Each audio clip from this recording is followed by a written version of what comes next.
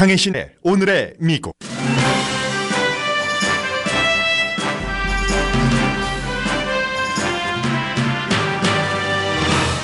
러시아의 노련한 외교관 한 명이 미국의 새 행정부를 크게 흔들고 있습니다.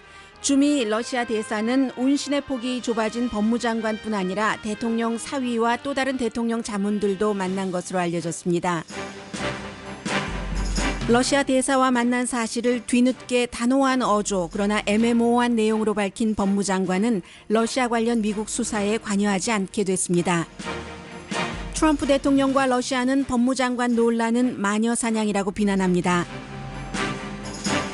중국이 미국 대통령의 페이크 뉴스 발언을 역이용하고 있습니다. 미국 언론이 보도하는 중국의 인권 유리는 페이크 뉴스라는 주장입니다. 지금 중국에는 남북한 두 나라가 모두 큰 고통이 되고 있다고 뉴욕타임스가 전했습니다. 멕시코 정치인이 멕시코와 미국 국경에 세워진 벽에 올라 이 벽의 무용론을 주장했습니다. 이민 관세국의 터프한 단속으로 문을 닫는 레스토랑이 생겼습니다. 다카 해당자였던 서류 미비자가 가족의 석방을 원하는 기자회견을 한 뒤 체포돼서 청문회 없이 추방될 위기입니다.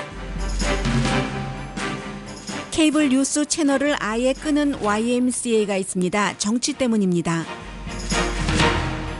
공화당인 아들 부시 전 대통령이 민주당 영부인이었던 미셸 오바마와 자신은 좋은 사이라고 말합니다.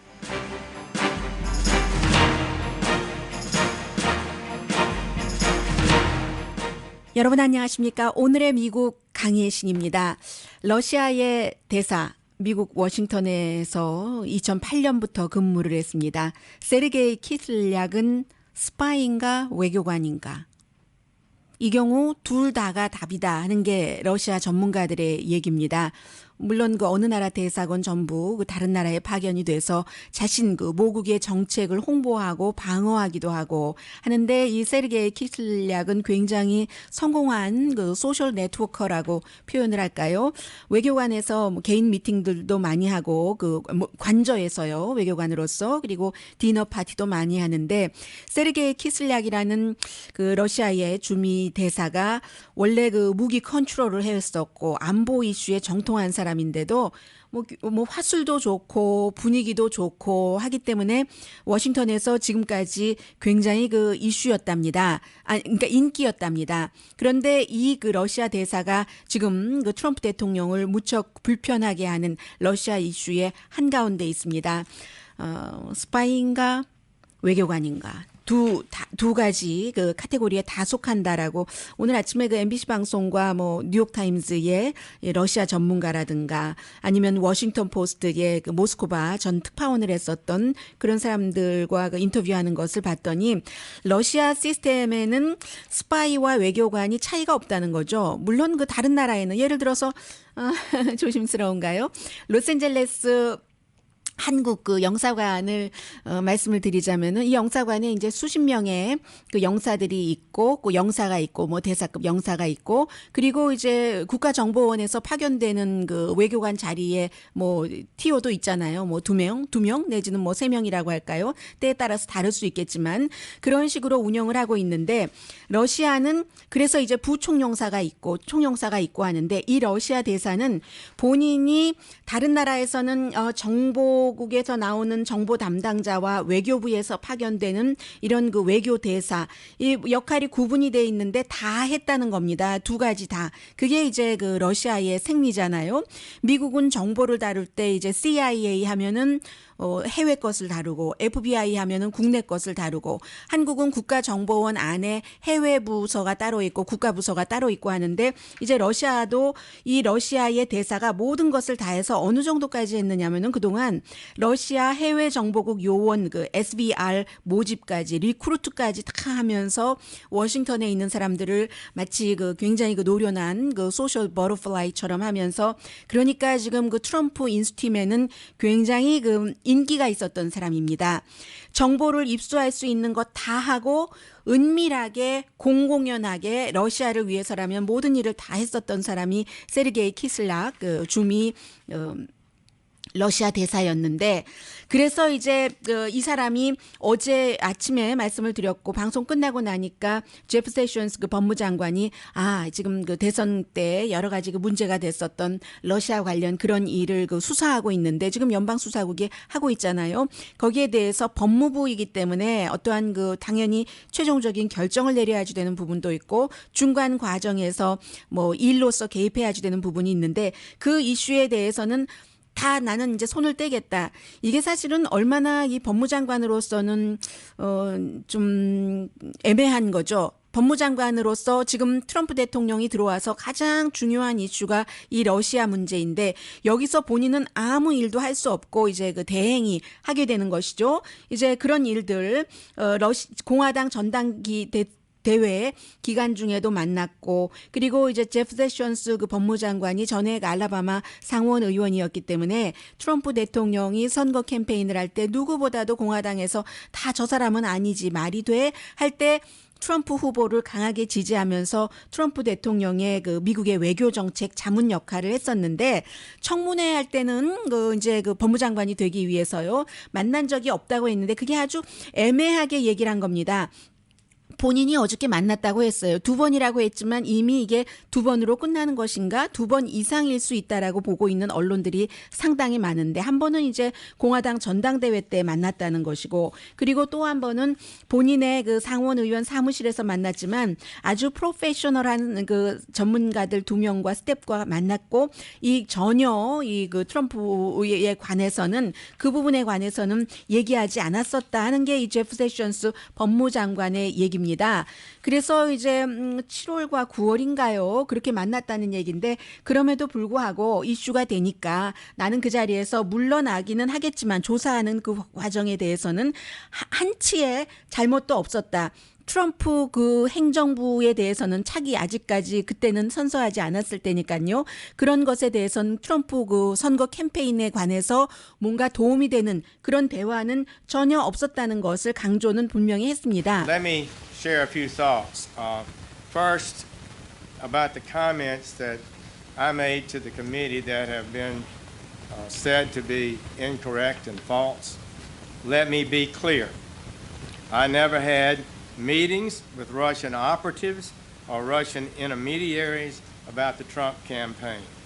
And the idea that I was part of a quote 네, 일단 뭐 법무장관 그렇게 됐습니다만 법무장관뿐만이 아니라 오늘 아침에는 이제 또 다른 그 클린턴이 아니라 그 트럼프 대통령에게 후보 당시에 자문을 했었던 J.D. 골든 그리고 이제 카터 페이지 이 두 사람도 결국은 그 이 러시아 그 대사를 미국에서 선거 캠페인 동안에 만났다는 얘기거든요. 근데 처음에는 이 두 사람도 애매하게 얘기하다가 나중에 만났기는 만났는데 대화 내용은 뭐 말할 수 없다라든가 아니면 제프 세션 법무장관처럼 대화 내용은 기억나지 않는다. 왜 기억이 나지 않겠어요? 기억이 뭐 1년 전도 아니고 2년 전도 아니고 불과 6개월 전 뭐 그 정도 됐는데 그래서 이제 또다시 만났다는 다른 사람 이 두 사람의 경우에 한 사람은 카터 페이지라는 사람은 모스크바에서 연설을 한 뒤에 그 캠페인 진영에서 떠났습니다. 트럼프를 돕던 일에서. 왜냐하면 그 당시 모스크바에서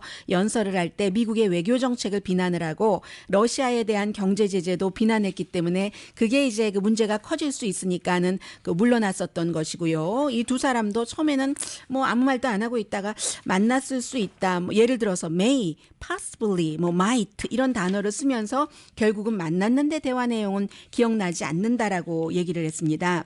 그리고 이제 이 두 사람은 오늘 아침에 드러난 것이고 그 전에 어제 오후부터는 지금 국가안보보좌관이 이제 그 인수팀이 완전히 선서하고 하기 전에 러시아 그 역시 대사 같은 사람입니다. 이 사람을 만나서 이게 이슈가 돼서 결국은 국가 그 안보 자문에서 사임을 하고 말았잖아요. 그때 그리고 이제 사임하는 중요한 이유 가운데 하나가 부통령에게조차도 만나지 않았다고 거짓말을 했기 때문에 부통령이 공개적으로 그 사람 절대로 만나지 않았다라고 얘기를 하게 된 꼴이 됐는데 그 당시에 만날 때 트럼프 대통령의 사위도 함께 있었답니다. 자레드 쿠슈너도 함께 만났다는 얘기거든요. 이 러시아 대사를. 그런데 이 부분에 대해서는 한국 언론에서 이 점은 지적하지 않는데 자레드 쿠슈너가 만난 것은 불법이 아닙니다. 마이클 플린이 만났었던 것은 그가 이제 선서하고 어떤 그 뭐 다 이 일이 시작되지 않았기 때문에 문제가 충분히 될 수 있었던 것인데 자레드 쿠슈너의 경우는 그 당시에 트럼프와 오바마 행정부의 인수팀의 일원이었잖아요. 그래서 인수팀의 경우에는 이제 다른 나라 사람들과 부드럽게 앞으로 관계를 갖기 위해서 완전히 그 취임 선서 하기 전에도 만나는 것이 불법은 아닙니다. 다만 한 가지는 그 당시에 만났었을 당시에 오바마 대통령이 이렇게 그 러시아가 대선 개입에 정말 적극적으로 했는가 이런 문제 때문에 러시아에 대해서 추가 제재를 검토하고 있었던 때이기 때문에 그때는 오바마가 대통령이었지 트럼프가 대통령이 아니었잖아요. 그런데 나가는 대통령과 들어오는 대통령 사이에 이런 일이 있었다는 거, 사위가 이제 만났다는 거, 그런 것은 조금 예민할 수 있는 부분이고요. 그리고 이제 저는 또 하나 이게 생각이 나는데 그러면 마이클 플린과 자레드 쿠슈너가 함께 러시아 대사를 만났는데 마이클 플린은 부통령에게 만나지 않았다고 해서 며칠 동안이나 부통령이 몰랐을 때 자레드 쿠슈너도 입 다물고 있었잖아요. 거짓말한 것은 아니지만 입 다물고 있었으니까 지금 백악관 내부에서도 항상 권력의 주변에는 서로에 관해서 뭐 비밀도 있고 또 그 싸움도 있고 최고 권력자에게 신임을 얻기 위해서 자신의 소신을 또 관철시키려면 최고 권력자의 신임이 가장 기본적인 것 아니겠어요? 그래서 그 내부에서도 서로가 서로에게 모든 것을 공유하지 않는구나. 대통령도 알고 있었으면서 부통령에게 얘기하지 않고 대통령의 사위도 알고 있으면서 부통령에게 얘기하지 않고 이랬었던 이 부분까지 알 수 있고요. 이렇게 잔뜩 그 모든 것을 이제 휘저서 놓은 그런 그 러시아의 그 대사는 떠납니다. 떠나고 뭐 할 일 다 했으니까 떠나는 거죠. 그리고는 이제 그 자리는 러시아의 조금 더 강성인 러시아 그 군인 출신이 채우게 되는데 아나톨리 안토노프라는 사람이 채우게 됩니다. 그런데 이제 떠나는 대사가 뭐라고 얘기를 하냐면요. 참 외롭대요. 아니 트럼프 그 주변 사람들이 나를 만나려고 나에게 그렇게 다정하게 잘해주고 하더니 지금은 아무도 나를 접촉하지 않으려고 한다. 그런 얘기는 하던데 후임자는 뭐 워낙에 뭐 여러 가지 그 노선도 강성이고 강직한 스타일이라고는 하지만 조금 힘들기는 하겠어요. 네, 이 전임자가 이런 일이 있었고 등등해서 그래서 이제 그 오바마 대통령 그 내부에서 이런 모든 문제를 다 흘려서 이렇게 새 행정부를 흔들어 놓는다. 이게 지금 그 트럼프 대통령이 먼저 얘기를 했고 트럼프 대통령의 이제 그 백악관 대변인도 어제 똑같이 한 그런 얘기였었거든요. 민주당이 당파적으로 이런 일들을 그 폭로해서 나라를 지금 들쑤셔 놓는다는 것인데 그런데 이 표현 자체는 완전히 맞지는 않는 것 같은데요. 민주당이 했을 수 있죠. 그리고 어느 정도는 뭐 지금까지 트럼프 행정부는 새로 지어지는 집이고 이미 지어져서 8년 동안이나 살았었던 곳이니까 그 안에 있는 집기, 말하자면 집기를 사람에 비유해서 좀 안 됐습니다만은 그런 그 집기와 같은 지금 뭐 정보부나 모든 부서에서 일을 하고 있었던 사람들은 오바마 사람들이기 때문에 당연히 오바마 행정부 시절이요. 그런 사람들을 통해서 여러 가지 그 증언이 나오는 게 뭐 이상할 것도 없죠. 그리고 일부에서는 지금 트럼프의 인수팀이나 자문이 러시아에 물러나는 대사를 만났을 때 분명히 경제 제재 이런 부분에 대해서 얘기를 했다. 내가 알고 있다는 그런 증언까지 나오고 있거든요. 그러니까 그 러시아에서는 지금 당장 이거 메카시즘 아니냐. 정말 반공주의 소동처럼 1950년대, 60년대나 있었던 그런 것이다라고 비난을 하고 있고 그리고 트럼프 대통령도 정직한 사람이다. 법무장관 뭐 마녀 사냥에 피해자다라고 얘기를 했습니다만, 그리고 뭐 그가 뭐 의회 청문회에서 거짓 증언한 것 같지 않고 자리 뭐 그런 거 조사에서 발을 빼는 것도 적절하지 않은 것 같고라고 얘기는 했습니다만, 어쨌든 지금 러시아 문제 때문에 온통 뒤집어지고 있고 지금 행정부가, 그리고 이것이 이제 그 시작이라는 그런 느낌이 드는데, 트럼프 대통령의 경우는 이제 제일 먼저 이 법무장관이 이렇게 위험한 처지에 오게 된 첫 번째 그 보도가 가장 중요한 것이 워싱턴 포스트였는데, 워싱턴 포스트보다는 사실 그 뉴욕 타임즈를 조금 더 싫어하는 것 같고요. 뉴욕 타임즈 이런 뉴스를 계속 그 페이크 뉴스라고, CNN도 그 페이크 뉴스라고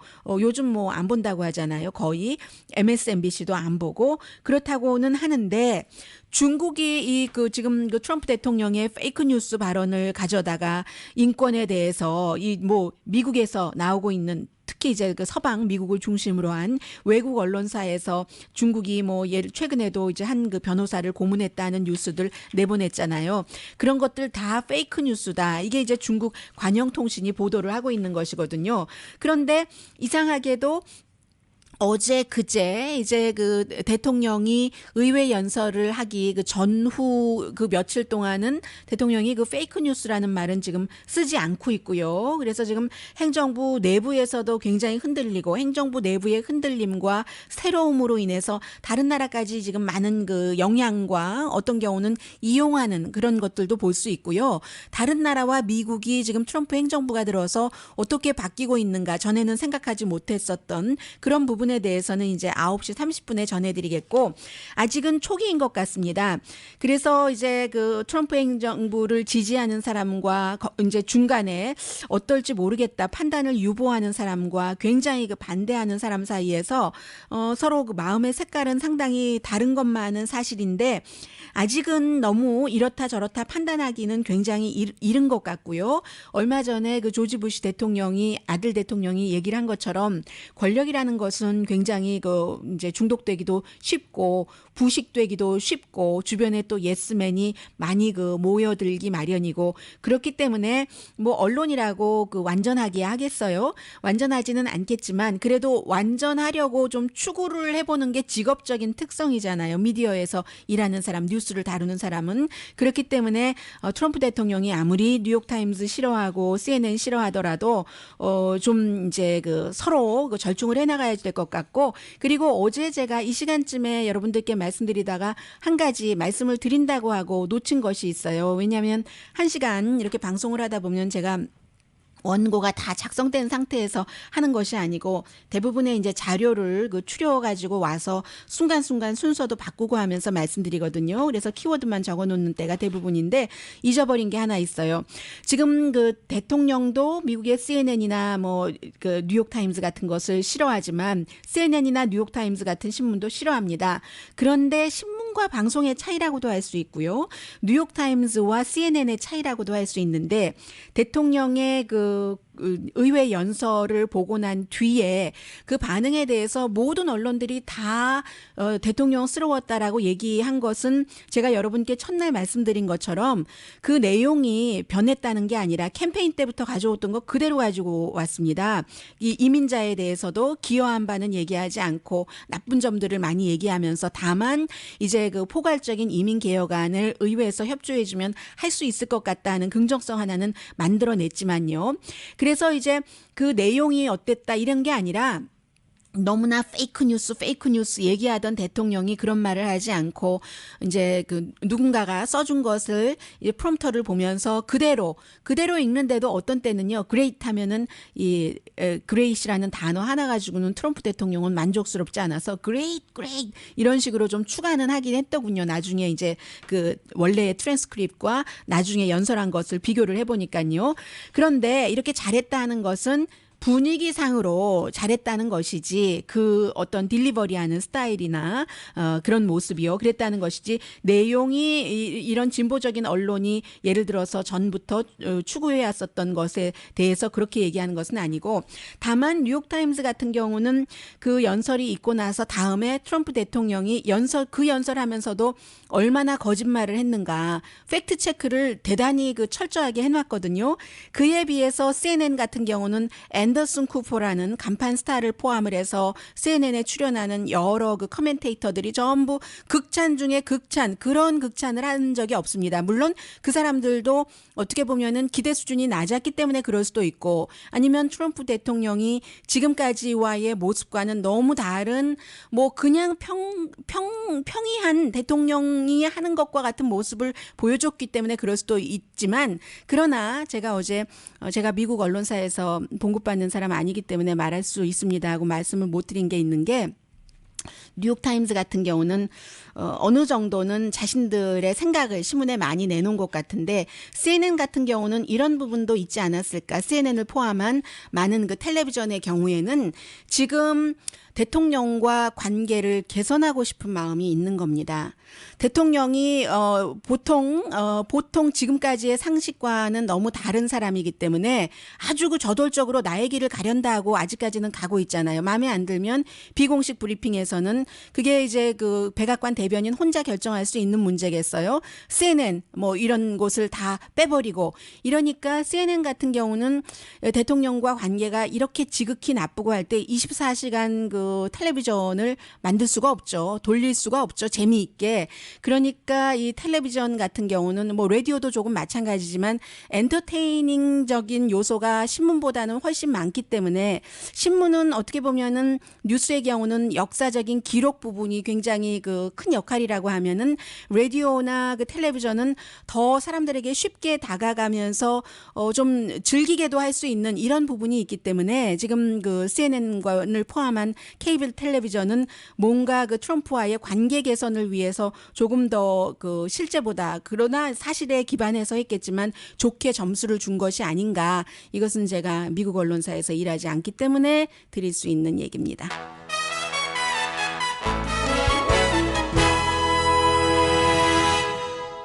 사실은 제가 여러분들께는 잠시 뒤에 전해드릴 이 뉴스가 뭐 미국에서건 해외에서 이 방송을 들으시는 모든 분들께 더 공통적이겠다고 생각은 들었습니다. 그러나 맨 앞에 전해드리기가 너무 마음이 아파서 제가 뒤로 좀 돌렸습니다. 많은 사람들이 지금 글쎄요, 한인타운에도 이런 일이 일어날지는 모르겠습니다만은 식당 문을 지금 닫았어야지 되는 경우까지 생기고 있거든요. 이민 세관국의 아주 그 터프한 단속 때문에. 이럴 때 또 많은 분들은 불법 체류자를 단속하는 것 아닌가, 잘하는 것 아닌가라고 말씀을 하시지만, 그렇게 말씀하시는 분들에 대해서 또 드릴 말씀이 영 없는 것은 아니죠. 잠시 뒤에 전합니다.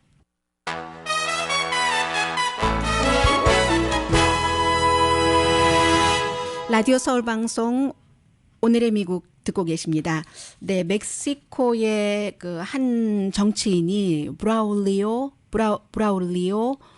구에라라는 그런 그 정치인이 이제 미국과 멕시코의 그 가장 그 높은 그 벽 가운데 하나인 그 벽에 올랐습니다. 30푸트 높이라고 하거든요. 그 티와나 그쪽인데요. 그래서 그 벽에 이렇게 앉아서 하는 얘기가, 내가 여기를 그냥 뭐 아무런 그 도움 없이 올라왔다. 이게 사실은 이 정도로 올라오기 쉬운, 그런데 거기에 벽을 쌓고 하는 것이 미국으로서도 현실적으로도 별로 그 돈만 많이 들고, 게다 대고 그것도 또 이제 그 멕시코에 돈을 대라고 하고, 더군다나 이제 상징적인 것이잖아요. 그래서 아무 그 소용없는 일이다 하는 것을 보여주려고, 그리고는 이제 그것을 비디오로 촬영을 해서 자신의 트위터에 이 정치인이 올렸습니다. Hola amigos y amigas, estoy sobre el muro, sentado en el muro que divide la frontera entre México. 그리고 이제 나중에는 이 정치인의 옆에 그 두 명의 다른 사람도, 한 사람은 여자고 한 사람은 남자던데 올라와서, 이 정도로 이제 그 멕시코에서는 30푸트 높이의 정치인이 그 벽에 올라탈 그 정도로 이제 굉장히 지금 아주 심각한 이슈가 되고 있고요. 이민 정책에 대해서는. 그리고 이제 지금 이민 세관국이 몇 주일 전에 한 주말에 뭐 거의 700명 정도를 이제 그 체포를 했잖아요.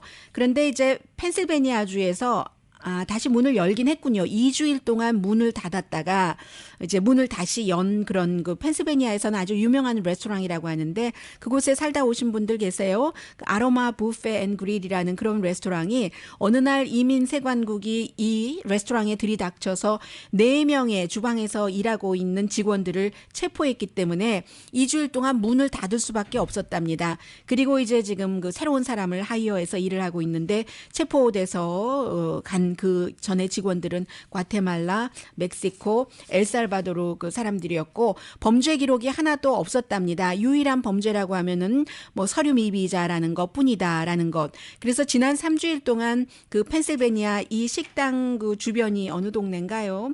그 주변에서 뭐 수십 명이 이런 식으로 그 체포가 됐다고 하거든요.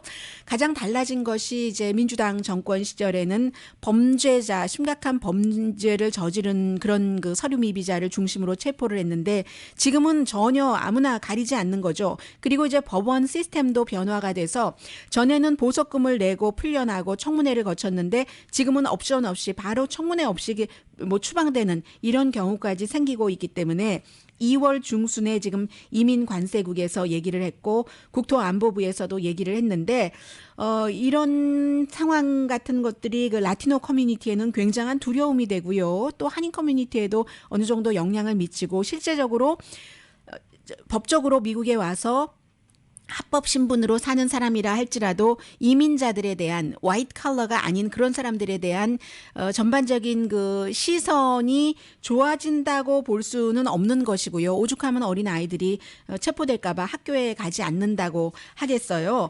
그리고 이제 한 명의 그 구류된 그 이민 그 변호사가 지금 얘기를 하고 있는데 다니엘라 바가스라는 아주 노래 잘하던 라틴 그 가수도 있는데요. 바가스라는 이 22살의 젊은 여성이 원래 가족이 먼저 구류가 된 겁니다. 아버지와 오빠든가요. 그렇게 그 구류가 돼서 수요일에 본인이 이제 그 기자회견을 한 겁니다. 우리 아버지와 우리 가족 구류 그리고 이제 7살 때 아르헨티나에서 미국에 왔는데 너무 지금 그 트럼프 행정부의 이민 정책이 강성이기 때문에 이것을 좀 가족들이 헤어지는 것 여러 가지 인도적인 차원에서도 했으면 좋겠다라고 설명하는 기자회견을 하고 바로 체포가 됐거든요. 그런데 이 그 7살이면은 당연히 그 드리머 다카 프로그램에 해당이 돼서 미국에서 일도 할 수 있고 하지 않겠어요? 그래서 2016년 지난해 11월까지는 다카 프로그램 해당자였는데 이것을 다시 신청을 하려면 $495가 있어야지 되는데 $495를 벌지 못해서 11월 달에 바로 신청하지 못하고 2월 10일에 신청을 했답니다. 그러니까는 이게 늦어졌고 이제 그 사이에 지금 다카 그 리뉴 카드를 받지 못했기 때문에 바로 체포가 됐고 이러저러한 사정을 아무리 얘기해도 지금 그 추방될 위기다 하는 게 이 22살, 7살 때 미국으로 온 아르헨티나 태생의 그 다니엘라 바가스의 스토리거든요. 그래서 이런 스토리가 한 사람뿐이 아니기 때문에 굉장히 지금 그 주목돼서 사실은 그 트럼프 행정부가 다른 것은 몰라도 이민 정책에 대해서는 1,100만 명을 어떻게 한꺼번에 추방을 하겠어요. 그러니까 오바마 행정부가 어느 대통령보다도 부시 때보다도 추방을 더 많이 했잖아요. 많이 했는데 그것은 미국의 나쁜 그런 이제 범죄자를 중심으로 추방을 했는데 지금은 막무가내로 하면은 길 가다가 뭐 한인들도 체포된 경우가 있다고 하고요. 아이 데려다 주다가 이것은 뭔가 다 하지도 못하면서 1,100만 명을 어떻게 뽑아내겠어요. 잡초입니까? 사람이 아니잖아요. 그래서 굉장히 힘들 것이다 하는 것이고 그 바가스 얘기 조금 들어보실까요? 바가스. My father and brother await deportation, while I continue to fight this battle as a dreamer, to help contribute to this country, which I feel that is very much my country. 네, 이 기여했었던 그 부분도 잠깐 얘기를 하잖아요. 이민자들이 많은 분들이 저에게도 그렇게 말씀을 하십니다. 어떤 분은 그렇게 얘기하세요. 국민학교 안 나왔어요. 저 국민학교 나왔습니다. 그리고 뭐 여기에는 국민학교 졸업했다, 졸업하지 않았다가 뭐 이슈도 아닐 뿐더러 저 초등학교가 아니라요. 국민학교라고 불리던 시절에 국민학교 졸업했습니다. 그런데 그분이 그렇게 얘기하시는 거예요. 국민학교도 졸업하지 않았으니까 불법 체류자의 단어를 뜻을 모르세요. 불법이잖아요. 불법. 서류 미비자가 아니라 불법 체류자라고 하라고 그렇게 말씀하시는 분도 계시는데 네, 불법 체류자 맞습니다.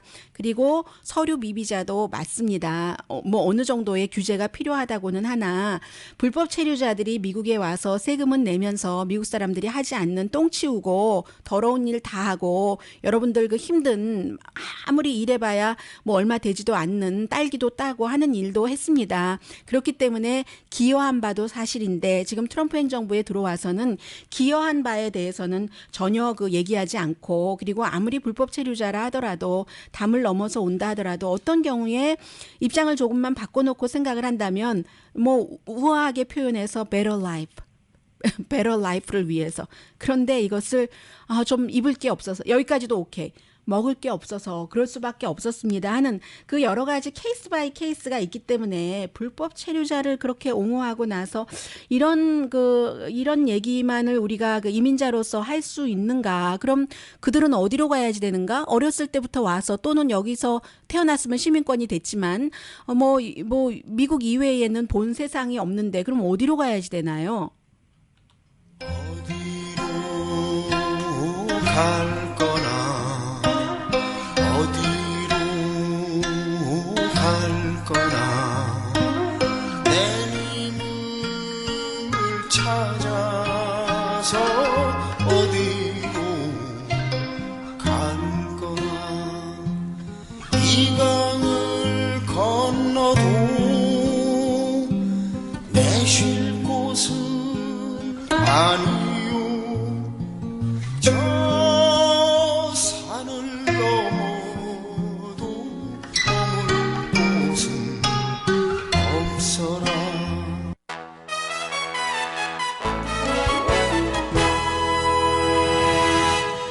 라디오 서울 방송 오늘의 미국 듣고 계십니다. 노스 코리아도 문제요, 사우스 코리아도 문제요. 그것이 문제로다. 지금 그 중국 정부의 입장이다 해서 베이징 발로 뉴욕타임스가 보도를 했는데 한국의 이제 최상훈 특파원도 이 기사 작성에 도움을 줬고요. 사우스 코리아의 경우는 뭐 사드 배치 때문에 지금 중국의 국영방송에서 한국 상품 보이콧 말 그대로 난리잖아요. 그리고 이제 특히 그 사드 배치 장소를 제공한 롯데에 대해서는 뭐 당연히 그 보이콧 하라고 하고 뿐만이 아니라 최근에 이제 그 롯데가 중국에 굉장히 스토어도 많고 백화점도 있고 하는데 화재 그 인스펙션 같은 것을 받잖아요. 모든 곳에서. 그런데 그 인스펙션에도 얼마나 철저히 준비를 했겠어요. 롯데가 한국 회사이기도 하지만 일본 회사이기도 한데 굉장히 꼼꼼하기 때문에 인스펙션을 통과하지 못했던 겁니다. 롯데 하면은 사람들이 면세점을 제일 먼저 생각하는데 면세점 웹사이트도 몇 시간 동안 해킹 당했었고 이게 전부 그 사드 배치 때문이고 비공식적으로 한국 텔레비전 쇼도 금지, 팝스타 입국도 금지, 조수미 씨도 매년 중국에 가서 공연하다가 지금 언제 풀어질지는 모르지만 대기하고 있고 비자가 나오지 않으니까 지금 어제부터 한국과 미국은 사드 배치 마지막 단계 협상을 시작을 합니다. 미국으로서는 차기 행정부가 들어서기 전에 사드를 한국에 배치하기를 원하죠. 왜냐하면 차기 행정부가 만약에 사드 배치에 반대하는 행정부가 들어선다면 힘들기 때문에 그래서 사람들이 5월 초 정도로 생각을 하고 있는 것이죠. 3월 뭐 10일이나 13일에 헌재 재판소의 그 최종 판결 나오고 나면은 60일 이내에 대통령 선거 치러져야지 되고 그러자니 이제 5월 달 초 그 전에는 배치하기를 원하는 것이고 미국에서는 뭐 가능하면은 빨리 하기를 당연히 그 간절히 지금 바라고 있습니다. 이 중국의 관영 그 신문인 뭐 글로벌 타임즈, 관영 신문의 자회사죠. 글로벌 타임즈 같은 경우는 지금 은퇴한 중국 장군이 직접 어떤 그 기고문을 썼는데 군사 작전까지도 해야지 된다. 그 군사 작전이 뭘 의미하는지는 모르겠습니다. 그 정도로 지금 굉장히 예민하게 그 반응을 하는 것이고 더군다나 미국과 일본과 한국이 서로 그 힘을 합쳐서 뭔가를 그 뭐 중국의 안보는 고려하지 않고 또 그 레이더가 굉장히 강하기 때문에 중국의 그 여러 가지를 감시할 수도 있고 중국의 어쨌든 중국으로서는 미국이 그 아시아에 들어와서 뭐 사드 배치도 하고 이런 건 못마땅한 겁니다. 그래서 이제 그 중국의 관영신문인 피플스 데일리 같은 경우는 그 리더십의 목소리를 통해서 이게 지금 그 중국이 러시아와 협력을 할 수도 있다. 미국, 한국, 일본이 하나의 그 그룹이 된다면 우리는 그 그룹의 방어 시스템에 대응하면서 러시아와 손을 잡겠다 하는 얘기까지 하면서 세 나라가 그러는데 중국만 젠틀맨일 이유가 없지 하는 그런 내용도 지금 많이 그 나오고 있고요. 또 무역에 있어서는 한국의 입장으로 보면은 중국이 가장 큰 무역 파트너고 중국의 입장으로 보더라도 한국이 네 번째이기 때문에 무역에 있어서는 그 직접적으로는 큰 타격을 주는 방안을 중국이 택하지는 않을 것으로 본다. 지금 그렇게 하고 있는데요. 5월 이제 초순부터 중순 이제로 예상이 돼 있고 그리고 북한이죠. 그 다음에는 중국의 경우는 차기 대통령이 사드 배치를 반대하기를 바라니까 그러면 이제 대체적으로 어느 후보하고 이제 대강의 그림은 그려지지 않겠어요? 그 사이에 이제 그 북한으로서는 지금 베이징에 북한 대표가 리길송이 도착을 해서 닷새 동안 대화를 하는데 공개적으로는 우리는 그 전통적인 우방이다 하는 것을 발표를 했습니다. 중국과 이제 그 북한 관계자가 앞에 나와서 그런데 그 뒷배경은 부드럽지 않았다는 게 지금 뉴욕타임스의 보도입니다. 그럴 수밖에 없는 것이 이제 어쨌거나 중국이 그 김정남을 김정은의 대타로 어느 정도 고려하지 않고 있었던 그것과 상관없이 중국에는 김정남 암살이 대단한 모욕인 거죠. 김정남이 쿠알라룸푸르에서 암살당하기는 했지만 중국령인 마카오에서 살았었고 어느 정도 그 중국의 보호를 받았다는 것은 너도 알고 나도 알고 중국도 알고 다 아는 얘기이기 때문에 이런 부분 그래서 이제 도대체 중국에는 남한이나 북한이나 좋은 일이 하나도 없다 하는 게 지금 그 뉴욕타임스 보도입니다. 이제 미국으로 또 돌아오면 YMCA 펜실베니아에 있는 레카와나 카운티에 있는 던모어라는 곳에 있는 YMCA랍니다. 24시간 뉴스 채널은 아예 이 YMCA 텔레비전에서 없애버렸답니다. 사람들이 자꾸만 싸우는 거예요. 처음에는 말에 부딪힘 정도 그러다가 몸이 조금 닿으려고 하는데 나중에는 말 그대로 몸싸움이 되는 일까지 그 직전까지 수요일 날 갔습니다. 그래서 앞으로 이곳의 YMCA는 ESPN과 웨더 채널은 두지만 24시간 뉴스 채널은 두지 않는데 사람들 반응이 엇갈려요. 뭐 이런 데 와서 의견도 나누고 하는 것이고 이제 충돌하느냐 마느냐는 건전한 상식선에서 서로 성인들끼리 해야지 되는 것 아니에요? 그러는 사람이 있는가 하면은 스트레스 없애려고 YMCA에 왔다가 이거 계속 사람들 싸우고 나중에는 락커룸 파이트 그 수준까지 가고 해서 근데 후자가 더 많았다는 얘기죠. 그 후자가 더 많았다기보다는 YMCA로서는 누군가가 다치고 할 때에 여러 가지 이제 라이어빌리티 같은 것도 생각을 해야 되지 않겠어요. 그래서 이제 그 트럼프 행정부에 대해서 찬성하는 사람, 반대하는 사람 사이의 싸움을 일단은 정치 대화를 없애기 위해서 뭐 완전히 없어지게 하겠어요. 그러기 위해서 언제까지라고 날짜를 정하진 않았지만 좀 상황이 부드러워지면 다시 케이블 텔레비전 여러분 보실 수 있습니다. 이 정도로 했다고 하고요. 트럼프 대통령이 무척 그 부지런한 사람인 것만은 분명한 것 같습니다. 일정도 어느 대통령보다도 많이 소화를 하고 있는데 이제 처음 그 신임 대통령 그 시기로 비교를 해볼 때 그런데 아침에 일어나면 몇 시간 동안 텔레비전을 본대요. 그리고 최근에는 CNN과 MSNBC는 끊었고 MSNBC의 모닝조우를 저도 자주 보는데 조 스카보로가 공화당인데도 불구하고 트럼프에게 이제 비난적인 그런 언사도 많이 하고 있고 때로는 이제 여자 진행자와 싸우면서 또 트럼프를 그 좀 약간 옹호하는 듯한 발언도 하기는 해요. 지난번에 이 며칠 전에 있었던 의회 연설할 때 보니까 이제 그 어디선가 보고 있는 그런 모습인데 막 일어서서 기립박수도 조 스카보로가 치던데 어쨌든 조 스카보로가 따끔한 말을 많이 하는 이후에 MSNBC도 보지 않았고 완전히 끊었답니다. 그리고 저녁에는 일 끝나고 나서는 더 많이 뭐 몇 시간씩 텔레비전 보는 때가 많대요. 그런데 거의 아침이고 저녁이고 요즘은 팍스 뉴스밖에 안 본답니다. 그래서 이제 저녁에는 뭐 당연히 그 팍스에 뭐 한 30년 친구라는 빌 올라일리 팩터를 볼 테고 아니면은 이제 션 해니티 트럼프를 강력하게 지지하는 이런 사람들 것을 본답니다. 조금 바꿨으면 좋겠어요. 본인 싫어하는 사람들 것도 이렇게 보면서 그러면 얼마나 좋겠어요. 트럼프 대통령 그런다고 하고 탐 행스가 어제 그 백악관 기자실에 선물을 보냈는데 아마 법의 한도 안에서 보낸 것이죠. 에스프레소 머신을 보냈답니다. 깨어 있으라고. Keep up the good fight. 이제 그 철저히 감시하고 일하고 이게 격려하는 것이겠죠. 기자들 뭐 바로 앞에서 손가락질 당하고 너 페이크 뉴스 그 미디어에서 일하는 너 페이크 뉴스 하잖아. 게으르잖아 당신. 당신 싫어. 질문 안 받아. 다른 사람. 이렇게 이제 대통령에게 그런 일을 당하다가 요즘에는 뭐 백악관에 그 션 스파이서 그 대변인도 못지않아요. 그래서 이 탐 행스가 에스프레소 기계를 보내니까 백악관 출입 기자 어느 MBC 뉴스의 피터 알렉산더 트위터군요. 피터 알렉산더가 트위터에 보내고 사진까지 이렇게 에스프레소 기계 찍어서 보냈고 했습니다. 미국이에요. 아주 다른 모습. 저는 트럼프 대통령이 들어서고 나서 달라지는 뭔가 그 기반이 흔들어지는 그 가만히 그 고여 있고 썩고 하는 것보다는 흔들어지는 그 자체에 대해서는 굉장히 긍정적인 느낌이 들고 그 신나는 부분도 없지 않아 있습니다. 오늘의 미국 간추린 헤드라인 뉴스입니다. 러시아의 노련한 외교관 한 명이 미국 새 행정부를 크게 흔들고 있습니다. 주미 러시아 대사는 운신의 폭이 좁아진 법무장관뿐 아니라 대통령 사위와 또 다른 대통령 자문들도 만난 것으로 알려졌습니다. 러시아 대사와 만난 사실을 뒤늦게 단호한 어조지만 애매모호한 내용으로 밝힌 법무장관은 러시아 관련 미국 수사에 관여하지 않게 됐습니다.